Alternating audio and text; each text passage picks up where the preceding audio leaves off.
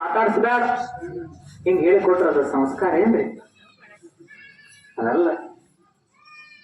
ತಾಯಿ ತಂದಿ ಯಾಕಂದ್ರ ನಾವ್ ಏನ್ ಮಾಡ್ಲಿಕ್ಕತ್ತೀವ ಇವತ್ತ ಬಹಳ ಎಷ್ಟರ ಮಟ್ಟಿಗೆ ನಮ್ಮ ಜೀವನ ಬಂದದಂದ್ರ ಮಕ್ಕಳಿಗೆ ತಂದೆ ತಾಯಿ ಪಾಪ ಉಪವಾಸ ವನವಾಸ ಇದ್ದು ತಾವು ಹರಕದ ಅಂಗಿ ಹಾಕೊಂಡು ಮಕ್ಕಳು ನಾನು ಮಕ್ಕಳು ಶಾಣೆ ಆಗ್ಲಿ ಅಂತ ಸಾಲಿ ಕಲಿಸ್ಲಿಕ್ಕತ್ತ. ಸಾಲಿ ಕಲ್ತ ಮಕ್ಕಳು ದೊಡ್ಡ ದೊಡ್ಡ ನೌಕರಿಯನ್ನ ತಗೊಂಡು ಪೇಟೆ ಒಳಗೆ ಹೋಗಿ ಮದುವೆ ಮಾಡ್ಕೊಂಡು ಈ ಕಡೆ ತಂದೆ ತಾಯಿ ನೋಡಕ್ ಬರುದಿಲ್ಲ. ಅವ್ರು ಸತ್ರು ಬಂದಿಲ್ಲ. ಎಷ್ಟೋ ಮಂದಿ ಸತ್ರ ಮಟ್ಟಿಗೆ ಜೀವನ ಬಂದ್ಬಿಟ್ಟದ ಇವತ್ತು. ಹಿಂಗ ಒಬ್ಬ ತಾಯಿ ಗಂಡ ಸತ್ತಿದ್ದ. ಗಂಡ ಸತ್ತಾಗ ಮಗ ಒಬ್ಬನೇ ಮಗ ಇದ್ದ. ಮಗ ತಾಯಿದು ಸ್ವಲ್ಪ ಕಣ್ಣು ಕುರುಡಿತ್ತು. ತಾನು ಕೂಲಿ ನಾಲಿ ಮಾಡಿ ಮಗನ ಸಾಲಿ ಕಳಿಸ್ತಿದ್ಲು. ಸಾಲಿ ಕಳಿಸುವಾಗ ಆ ಮಗ ಏನಂತಿದ್ದ, ಯವ್ವ ನಮ್ ಸಾಲಿ ಒಟ್ಟ ನೀ ಬರಕ್ ಹೋಗ್ಬೇಡ. ನೀ ಏನಾದ್ರು ನಮ್ ಸಾಲಿ ಕಡೆ ಬಂದಿ ಅಂದ್ರೆ ಎಲ್ಲಾ ಹುಡುಗರು ನನಗೆ ನಿಮ್ಮವ್ವ ಕೂಡ್ಯದಾಳ ಅಂತ ನನಗೆ ಅಸಹ್ಯ ಮಾಡ್ತಾರ. ಒಟ್ಟ ನಮ್ ಸಾಲಿ ಕಡೆ ನೀ ಕಾಣ್ಕೋಬೇಡ ಅಂತ ತಾಯಿಗೆ ಪ್ರತಿ ಸಲ ಅದನ್ನೇ ಹೇಳ್ತಿದ್ವಿ. ಗಂಡ ಸತ್ತಿದ್ದ. ಪಾಪ ಉಪವಾಸ ದುಡಿದು ಮಗನ ಸಾಕ್ತಿದ್ಲು.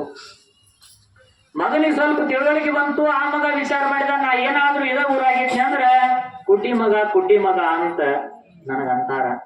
ನಾ ಈ ಊರೋಗ ಇರಬಾರ್ದಂತ ತಾಯಿಗೆ ಕೇಳ್ದ ಊರು ಬಿಟ್ಟು ಹೋಗ್ಬಿಡ್ತಾನ. ಮಗ ಪ್ಯಾಟಿ ಒಳಗೆ ಹೋಗ್ತಾನ. ನೌಕರಿ ಬರ್ತದ. ನೌಕರಿ ಬಂದಾಗ ಹೊಟ್ಟೆ ಊರಿಗೆ ಹೋದ ಅಲ್ಲೇ ಒಂದು ಹೆಣ್ಣು ನೋಡಿ ಮದುವೆ ಮಾಡ್ಕೊಂತಾನ. ಅದನ್ನು ತಾಯಿಗೆ ಹೇಳುದಿಲ್ಲ. ತಾಯಿ ಮಗ ಇವತ್ತು ಬರ್ತಾನ ನಾಳೆ ಬರ್ತಾನ ಇಲ್ಲೇ ಕಾಯ್ಕೊಂತ ಕೂಡ್ತಾಳ. ಮಗ ಬರುವುದೇ ಇಲ್ಲ. ಮುಂದೆ ತಾಯಿಗೆ ಸಾಯು ದಿನ ಬರ್ತದ. ಇನ್ನೇನು ಬಾಳ ದಿವಸ ಬದುಕುದಿಲ್ಲ ಅಂತ ಗೊತ್ತಾದಾಗ ಅವನಿಗೆ ಹೇಳ ಊರಾಗ ಒಬ್ಬ ಬರ್ತಾನ, ತಮ್ಮ ನನ್ ಮಗ ಇಲ್ಲದ ನೋಡಿ ಎಣ್ಣಿ ಯಪ್ಪ ಕೊನೆಯದಾಗ ಒಮ್ಮೆ ಕರ್ಕೊಂಡು ಹೋಗು ಅವನ ಹತ್ರ. ಕೊನೆಯದಾಗ ಒಮ್ಮೆ ಕರ್ಕೊಂಡು ಹೋಗು.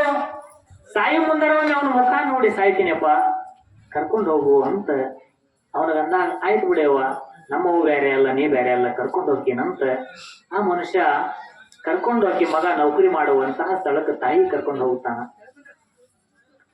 ತಾಯಿ ಕರ್ಕೊಂಡು ಹೋಗ್ತಾನ. ಹೋದಾಗ ಯಾವಾಗ ಈ ತಾಯಿ ಬಂದು ಬಾಗಿಲಾಗಿ ನಿಂತಿದ್ದ ಮಗ ನೋಡ್ತಾನಲ್ಲ, ಅಲ್ಲಿಯೂ ಮತ್ತ ಅವನಿಗೆ ಸಿಟ್ಟು ಬರ್ತದೆ. ಇಲ್ಲಾಕ್ ಬರ್ಲಿಕ್ಕೆ ಹೋಗಿದೀನಿ, ನೀ ಬಂದಿ ಅಂದ್ರೆ ಇಲ್ಲಿ ನನಗೆ ಅವಮಾನ ಆಗ್ತದೆ, ನೀ ಇಲ್ಲಿ ಬರ್ಲಿಕ್ಕೆ ಹೋಗಬೇಡ, ನನ್ನ ಪಾಲಿಗೆ ನೀ ಅವತ್ತೇ ಸತ್ಯ ಅಂತ ಬಿಟ್ಟು ಬಂದಿ, ನಿನ್ನ ಬರಾಕ್ ಹೋಗ್ಬೇಡ ಹೋಗಂತ ಮತ್ತೆ ಬೈತಾನ. ತಾಯಿ ಅಲ್ಲಿಂದ ಅತಿಗೂ ಅಂತ ಊರಿಗೆ ಬರ್ತಾಳ.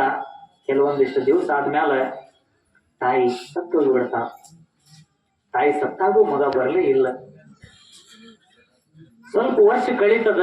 ಅವಾಗ ಮಗಗ ಒಂದು ಕಣ್ಣು ನೋವು ಬರ್ಲಿಕ್ಕೆ ಚಾಲು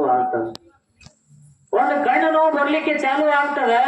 ಆದಾಗ ಹೋಗಿ ಅವನು ಡಾಕ್ಟರ್ ಕಡೆ ತೋರಿಸ್ತಾನ. ಡಾಕ್ಟರ್ ಅಂತಾರ, ತಮ್ಮ ನಿನ್ನ ಎರಡೂ ಕಣ್ಣು ನೋಡಿದ್ರ ಒಂದು ಕಣ್ಣಿಗೆ ಇನ್ನೊಂದು ಕಣ್ಣು ಹೋಲಿಕೆ ಇಲ್ಲ. ಒಂದು ಕಣ್ಣಿಗೆ ಇನ್ನೊಂದು ಕಣ್ಣು ಹೋಲಿಕೆ ಇಲ್ಲ. ನಿನ್ನ ಕಣ್ಣೊಳಗ ಒಂದು ಕಣ್ಣು ಬೇರೆದದ, ಯಾರ್ದೋ ಬೇರೆದರ ಕಣ್ಣು ಹಾಕ್ಯಾರ ನೋಡ್ ನಿನಗ ಅಂತ ಡಾಕ್ಟರ್ ಅಂತಾರ. ಮತ್ ಇದಕ್ಕೇನ್ ಮಾಡ್ಬೇಕಂದಾಗ ಯಾರ ಕಣ್ಣು ಹಾಕ್ಯಾರ ನೋಡು ಅವ್ರನ್ನ ಕರ್ಕೊಂಡು ಬಾ. ಆಮೇಲೆ ಅವ್ರು ಬ್ಲಡ್ ಚೆಕ್ ಮಾಡಿ ಅದಕ್ಕೆ ಅನ್ವಯ ಆಗುವಾಗ ನಾವು ಚಿಕಿತ್ಸೆ ಕೊಡ್ಬೇಕಾಗ್ತದ, ಹೋಗಿ ಕರ್ಕೊಂಡು ಬಾ ಅಂದಾಗ ಅವಾಗ ಹುಟ್ಟಿದವ್ರು ನೆನಪಾಗ್ತದ. ಅವ್ನು ಇನ್ ನಮ್ಮೂರಿಗೆ ಹೋದ್ರೆ ಬರ್ತಾಗಂತ ತಿಳ್ಕೊಂಡು ಬರ್ತಾನ. ಊರೊಳಗ ತಾಯಿ ಇಲ್ಲ, ಮನಿ ಬಿದ್ದದ. ಇನ್ನು ಯಾರನ್ನ ಕೇಳ್ಬೇಕು ಅಂದಾಗ ಯಾರೂ ಗೊತ್ತಿಲ್ಲ ಅಂತಾರ. ಮನಿ ಒಳಗ ಹಳೆಯದೊಂದು ಜಂಗ್ ಹಚ್ಚಿದ ಟ್ರಂಕ್ ಇರ್ತದ. ಹಳೆಯದೊಂದು ಜಂಗ್ ಹಚ್ಚಿ ಟ್ರಂಕ್ ಇರ್ತದ. ಅದನ್ನೆಲ್ಲ ಸ್ವಚ್ಛ ಮಾಡಿ ಟ್ರಂಕ್ ತೆಗಿತಾನ. ತೆಗೆದಾಗ ಅದ್ರಾಗ ಒಂದು ಸ್ವಲ್ಪ ಇಷ್ಟು ಕಾಗದ ಪತ್ರ ಇರ್ತಾವು. ಆ ಕಾಗದ ಪತ್ರ ತೆಗೆದು ನೋಡ್ತಾನ. ನೋಡಿದಾಗ ತಿಳಿತದ ಅವಂಗ ಸಣ್ಣವಿದ್ದಾಗಿ ಹುಡುಗ ಆಟ ಆಡಕ್ ಹೋಗಿ ಬಿದ್ದಿರ್ತಾನ. ಬಿದ್ದಾಗ ಒಂದು ಕಣ್ಣಿಗೆ ಪೆಟ್ಟು ಬಿದ್ದಿರ್ತದ. ಆ ತಾಯಿ ಡಾಕ್ಟರ್ ಹತ್ರ ತೋರಿಸ್ಲಿಕ್ಕೆ ಹೋಗಿ, ಡಾಕ್ಟರ್ ನನ್ನ ಮಗನಿಗೆ ಕಣ್ಣು ನೋವು ಬಂದದ ಅಂದಾಗ ಡಾಕ್ಟರ್ ಏನಂತಾನೆವ, ಆ ಕಣ್ಣು ಹೋಗ್ಯದ, ಇನ್ನು ಆ ಕಣ್ಣಿನ ದೃಷ್ಟಿ ಬರ್ಲಿಕ್ಕೆ ಸಾಧ್ಯವಿಲ್ಲ ಅಂದಾಗ ಅವರು ಏನಂತಾಳಂದ್ರೆ, ಯಪ್ಪ ನನ್ನ ಮಗ ಇನ್ನೂ ಬೆಳೆಯುವಂತ, ಅವನ ಕಣ್ಣು ಹೋದ್ರೆ ಅವಮಾನ ಆಗ್ತದೆ, ಬೇಡ, ಅದಕ್ಕೆ ನಂದ ಒಂದು ಕಣ್ಣು ತೆಗೆದು ಅವನಿಗೆ ಹಾಕ್ರಿ ಅಂತ ತಾಯಿ ತಂದೆ ಒಂದು ಕಣ್ಣು ಮಗನಿಗೆ ಕೊಟ್ಟಿರ್ತಾಳ. ಅವಾಗ ಕಾಗದ ಪತ್ರ ತೆಗೆದು ನೋಡಿದಾಗ ತಿಳಿತದ. ಅಳತಾನ, ಕರೀತಾನ. ಎಷ್ಟು ಬಡ್ಕೊಂಡ್ರು ಮತ್ತೆ ಬರ್ಲಿಕ್ಕೆ ಸಾಧ್ಯ ಏನು? ಬರುವಂತದ್ದಲ್ಲ. ಸತ್ತಾಗ 10 ಕರೆದ್ರೆ ಮತ್ತೆ ಸಿಗುದಿಲ್ಲ. ಇದ್ದಾಗೆ ಜಪಾನ ಮಾಡ್ಬೇಕಂತ, ಇದ್ದಾಗ ಒಂದು ರೊಟ್ಟಿ ಕೊಡಬೇಕು. ಯಾಕಂದ್ರೆ ರೊಕ್ಕ ಬಂಗಾರ ಏನೂ ಕೇಳಿಲ್ಲ. ಹೊಟ್ಟೆ ತುಂಬ ಸ್ವಲ್ಪ ಊಟ ಕೊಟ್ಟು ಅವ್ರು ಜಪಾನ ಮಾಡುವಂತಹ ಧರ್ಮನೂ ನಮ್ಮೊಳಗಿಲ್ಲ ಅಂದ್ರೆ ನಾವು ಮಾನವರಾಗಿ ಹುಟ್ಟಿ ಸಾರ್ಥಕವಾಗಲಿಕ್ಕೆ ಸಾಧ್ಯವಿಲ್ಲ. ಯಾಕಂದ್ರೆ ಮಾನವರಾಗಿ ಹುಟ್ಟಿ ಮೇಲೆ ಮನುಷ್ಯತ್ವ ಎಂಬ ಗುಣ ಮೊದಲು ಬೇಕಾಗ್ತದ ಮನುಷ್ಯನೊಳಗ. ಇವತ್ತು ನಾವೇನ್ ಹೊಂಟಿವಿ ಅಂದ್ರೆ